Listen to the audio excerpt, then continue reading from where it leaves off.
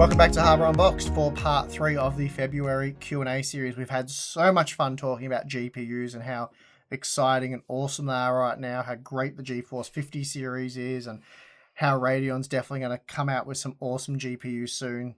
So much epicness around GPU discussions that we just had to do a part 3. Is that right? I believe that's factually accurate to what we were talking about in between the two parts. All right.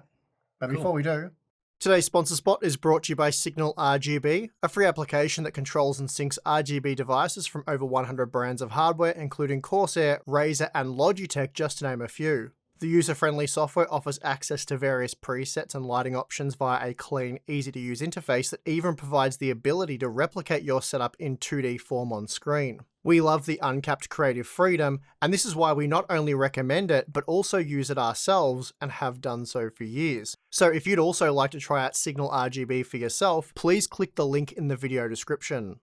All right, Tim. How much of the stagnation in GPU and CPU performance do you think is attributable to more advanced process nodes being reserved for AI, data center, and Apple products? Ugh, Apple products. Apple bought out all of TSMC's 3nm node output in 2023. Dirty buggers. And we're still getting GPUs made on 4nm in 2025. Are consumer products just not going to get cutting edge tech anymore?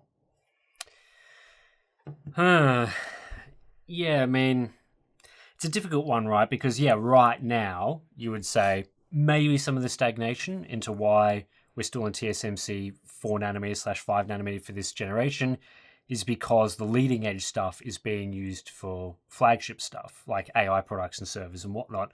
Whereas in previous years, you might have said that GPUs were the flagship product, like consumer GPUs, so that they would have always got the leading nodes. But that impact would only occur once, you would think, because let's say 10 years ago they're being made on leading edge nodes. Now they're being made on the node behind, and the leading edge nodes of the data center stuff. That shift would only happen once, and then from then on, there would just be a node behind the leading edge data center stuff at all times. So I'm not sure whether that's happened now, it's happened in the past, or it's going to happen at some point in the future.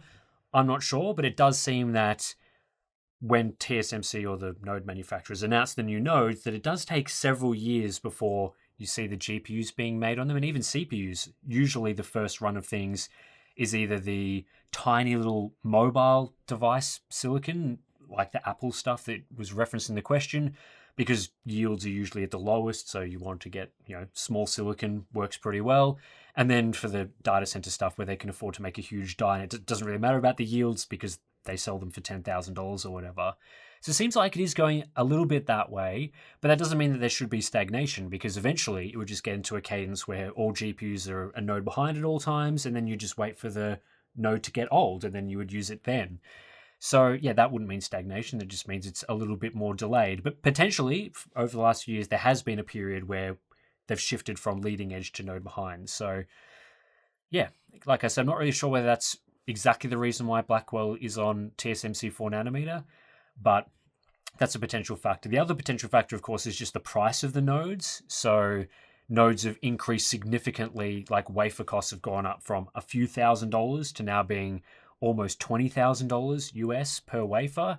And so they might not necessarily be waiting for the data center stuff to use it, but it's just so expensive that they're waiting for the node to get cheaper until they manufacture lower margin consumer stuff on it. So that's another potential reason as well. That said, rumors are suggesting that TSMC 5nm hasn't gotten that much cheaper over the last few years.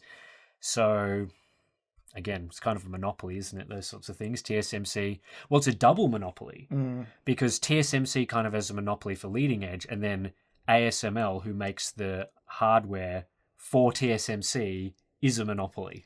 And then Nvidia. And then Nvidia's a monopoly for high-end GPUs. So you're looking at a triple monopoly. Isn't that great? Mm-hmm. Given Nvidia's answer to 30% uplift was 30% more power, when do we start to hit practical limits of what can be put in a system, especially on US power circuits? Can't really speak to those, but will we start needing 2 power supplies for one system with one dedicated to the GPU? I think we're well off that. So at least here in Australia, a standard outlet, like a single socket outlet, will comfortably support 2,400 watts. So that's 10 amps at 240 volts. So that's pretty standard for us. You can have heaters and whatnot. Kettles, a typical kettle will suck down at least 2,000 watts. So in comparison, computers are very light, quite power efficient, really, compared to what you can stick in an outlet. I think most high-end gaming PCs, when they're going full ball, 750 watts is probably what they're sucking out of the wall, something like that. So if you've got 2,400 watts available to you, then that's what you could use. Now, obviously, there's some serious concerns with using that much because, well, like I said, like a column heater, like a heater, whether it's natural convection or a fan-forced heater or whatever it may be, they typically use anywhere from 1,500 watts to 2,400 watts, sort of the max that you can suck out of that outlet. And they generate a lot of heat. On purpose. That's the whole point. So if you have a 2,000 watt heater in what's a normal bedroom size? Like 3 by 3 meters? 3 by 3, something like that. If you put even 1,500 watt heater in that room, it's going to get pretty hot pretty fast. 2,000 watts will really heat a 3 by 3 room up. And few of my friends game in sort of small home offices that are, 3 by 3, 4 by 4. And they really complain about how hot their high-end, generally Intel CPU or whatever it may be with their RTX 3090 or better heats up the room. And that's probably using, around 700 watts when gaming, 600 to 700 watts. So imagine doubling that. You'll need to just aircon your room in the winter to compensate for the heat output of your system. Yeah, so that's the greater concern. So it's not the wiring of your house, it's not your electrical box or any of that, at least here in Australia. The limitation really is how much heat you can handle in your bedroom. Yeah, and potentially as well, like how they're going to extract the heat out of the die. Because that's a them problem, but yeah. Well, if we're talking about like a theoretical 2,000 watt GPU, for example, it's really maxing out our sockets. And then the GPU is still like that big. Like usually in a heater, there's like multiple different, like either they're, resistive coils or whatever, or panels or something inside the heating design. So all that heat is dissipated over that, all those different panels. In a GPU, it could be coming from something like that big. Yeah. In which case, like, you're going to need some pretty fancy cooling equipment to extract that heat to not blow up the GPU die. And so if they try to go down that path, it's going to be, the heat issue coming, you're just heating the room, but also like how big is the cooler going to have to be? Is it going to be like unreasonably large for the current PC formats that we've got? And then how do they actually extract the heat out of the silicon? Whether they need to use like fancy active cooling where you have to use more heat, like what is it, like phase change coolers and that sort of thing, where you try and make one side really cold and the other side really hot. I don't know. Will they go down that path? That's a them problem. Essentially, to answer the question, though, it's like, what is that? If they release an 800 watt GPU tomorrow, and the answer is an 800 watt GPU, if they release that tomorrow, changes nothing. Mm-hmm. So most people who are looking at 5080s, 5090s have a power supply with that kind of capability, probably around 1,000 watt power supply, probably an 800 watt GPU, probably wanting to get about 1,200 watts of headroom there on the power supply, which, there's already plenty of 1,200 watt power supplies available. It just, basically, the main problem is it heats the hell out of your room. Yep. So you'll be get used to gaming in your underwear, especially if you're in a warmer climate. But then, if you're having to get an air conditioner to cool down your room because of your PC, then realistically, your PC is using much more power because you have to include the AC power draw in your PC's power draw because that's essentially what is required to game. Mm-hmm. So it starts getting absurd at that point, which really it's already absurd. I mean, I'm sure there's some of you that have got a 4090 with a high-end CPU and stuff, and you probably game in a 3x3 room, and you'll be well aware of how hot that thing makes the room. So, because I game in a 14x9 meter room, so the heat output of my computer, not so bad in the studio. But yeah, my daughter Zoe just was allowed to move her computer into her room, and she's got a 4x3 room, I think it is. And yeah, she's now learning why gaming in the kitchen where the AC is was better for summer. But anyway. Yeah, that's always been a big issue is that in Australia, like, or well, even with like a mid-range system that's not using 700 watts or whatever, it's like winter, all good. Like, don't need to run the heating in that room. In summer, when it's like 30, 40 degrees Celsius outside and inside it could be easily 25 plus, adding a PC to that is very unpleasant. And that's we're not even talking ridiculous levels of power. We're just talking normal mid-range sort of stuff. Well, a 300 watt output in a PC, that's like sticking a couple of extra people in a small room. Yeah. And having them like do stuff. Yeah. So yeah, it's a big issue. I think it's stuffy. If they start getting up to like 800,000 watts, like if that's the way that we extract more gaming performance over time is increasing the power requirements, then there's going to be an entirely new market of exotic cooling solutions. They might have. You remember when Linus back in the day when he was in that house, he did like he tried at least to do the outside cooling solution where they'd pump liquid into the pipes and then tried to vent it outside. Like that was kind of cool for views and cool for interest sort of thing. But legitimately, if there was a 2000 watt GPU, you would have to explore solutions like that where the cooling is removed from the room in somehow, or it's essentially a giant AIO.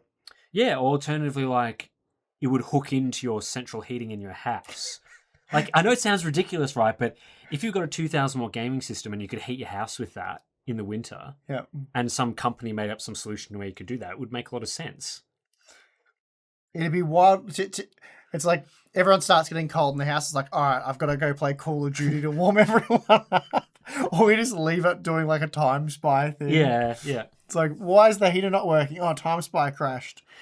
So, yeah, I mean, like, I think we would like to say that like 575 watts is ridiculous and at the limit now, but I like you said, I don't think moving up to 800 watts would make too much of a difference, but there is going to be a limit where it is genuinely very ridiculous. And I think it would mostly affect people buying mid-range cards. Like if the premium GPU is 800 watts, what does that mean for like a 5070? Is that a 400 watt GPU? I just find it funny. Like, could you imagine going back a couple of years, like even going back to the GeForce 30 series and saying, because I think at the time there was rumors of a 600 watt product. And everyone was like, that's absurd. It's never going to happen. And here we are.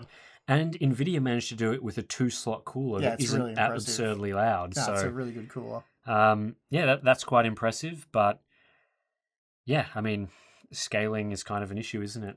So we'll see where that goes with the power stuff. But if there's a 2000 watt GPU and it's like a big brick, I'll buy it. Whatever. I'll give it a go. There'll never be a 2000 watt GPU. Well, I think US PowerPoints, I know we don't know too much about them, but they're not 2400 watts. I think they're lower. Well, they're 110 volt, right? Yeah, so are they pushing 20 amps through one? Probably not. I would have thought 15 amps. So probably like 1500 watt limit. Yeah. People in the comments can let us know if you're in a we 110 volt. We could definitely Google that in 2 seconds, get the answer, but let's leave it as a mystery. Yeah, so we don't quite know, but yeah. I think our power is probably a bit superior here in Australia. Yeah, so. Of course it is. Do you think we'll see a non-TSMC fab GPU in the next 10 years? Well, we've already seen one relatively recently, but whether we'll see one again,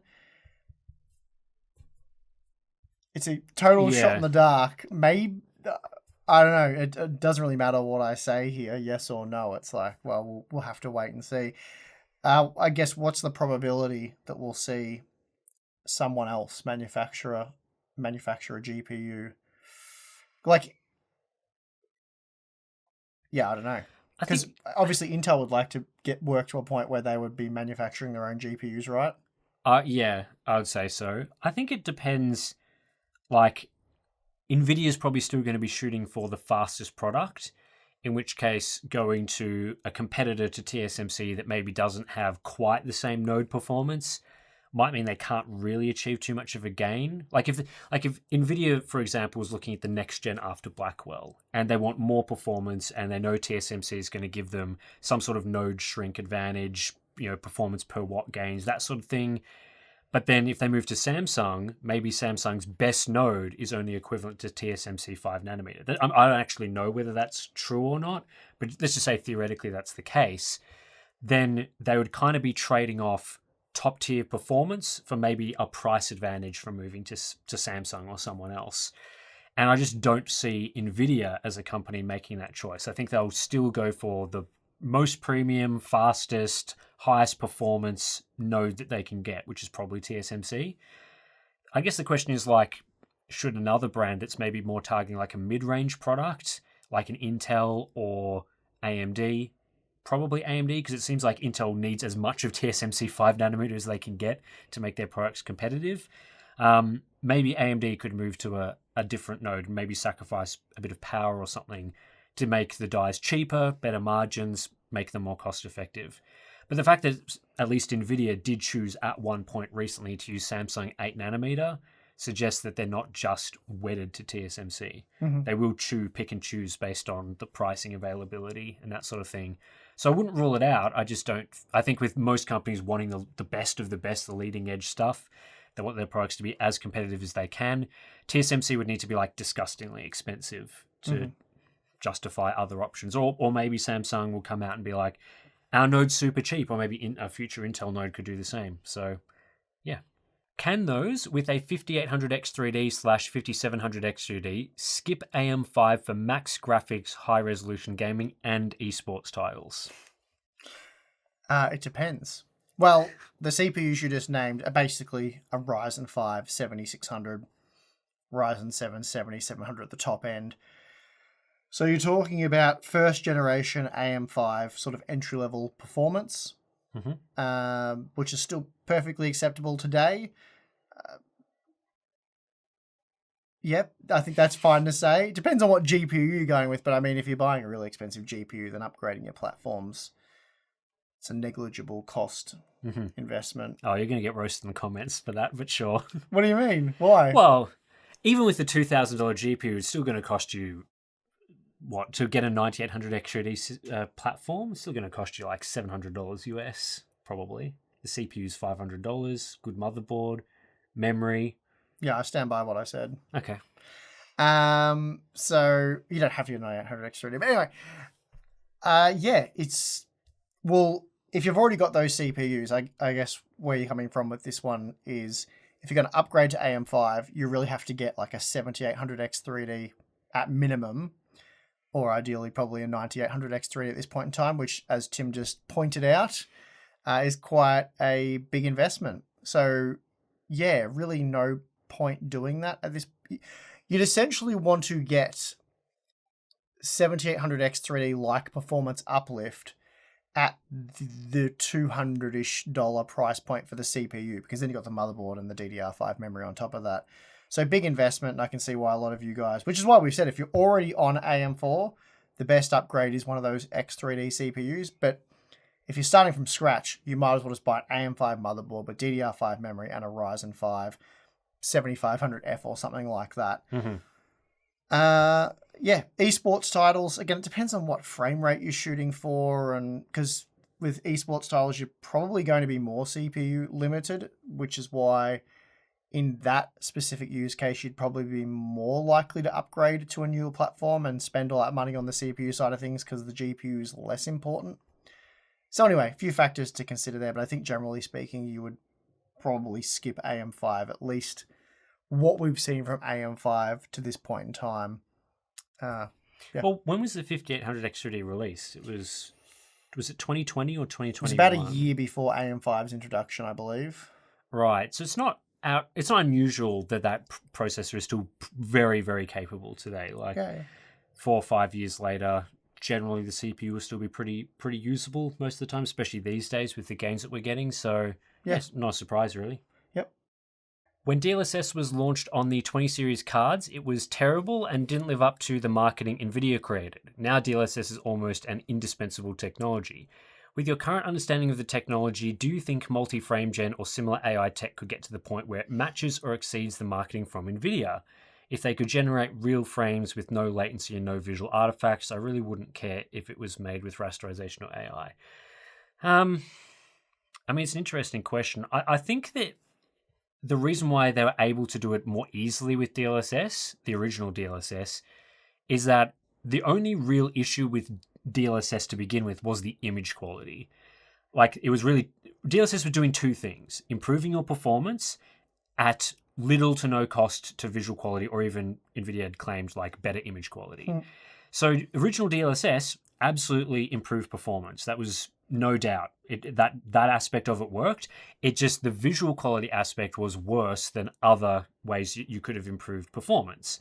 So it wasn't really a surprise. Well, maybe it was a bit of a surprise because they did completely change how the technology worked. But the fact they were able to fix the image quality. So they had one thing to fix. They fixed it. With DLSS frame generation, there's so many more things that go into it to make it have to match what Nvidia is claiming. So the first thing is, for example, 5070 equals 4090 performance, right? Basically, they're claiming that frame generation is giving you the same image quality, the same performance, the same latency. They're saying the experience is basically the same. And for multi-frame gen to get to that level, well, firstly, they have to make the generated frames look like rendered frames. They currently don't, so they have to fix that. They have to make there is a performance overhead associated with using it, so it actually reduces the render rate of your GPU. So they have to make it have no cost Also at the minimum. More VRAM.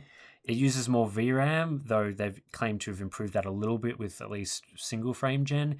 And then the big one is that generating frames doesn't improve latency. And so I could see a path from improving the image quality of DLSS to DLSS 2.